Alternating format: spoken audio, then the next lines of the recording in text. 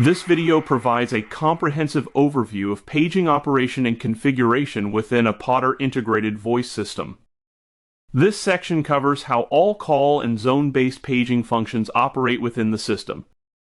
When the All Call button is pressed, it activates every selector switch that has been programmed. These selector switches are linked to speaker circuits through zones. UL does not classify paging as a fire function, but rather as an emergency communication system function. Because of this, before initiating a page, the control button on any SB8 module must be pressed. This requirement applies only to firmware version 12 and later. Earlier versions do not require this step.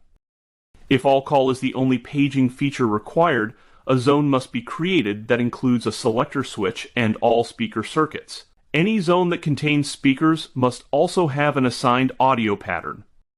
You can create a blank audio pattern without attaching any audio sources if needed.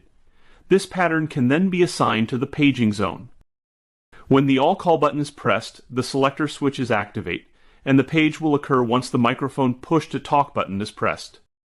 If the goal is to page specific areas instead of all speakers, separate zones must be created for each area, each containing a selector switch and the necessary speaker circuits. When All Call is activated, all programmed selector switches will turn on, and the page will go through as soon as the microphone push-to-talk button is engaged. This section explains how paging outputs are configured and activated within the system.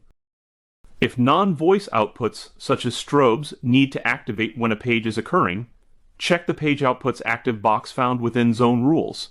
The annunciator will display Page Outputs on when a page is active.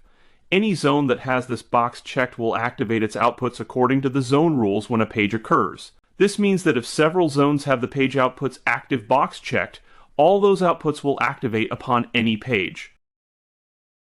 Here are the paging options found in General Options.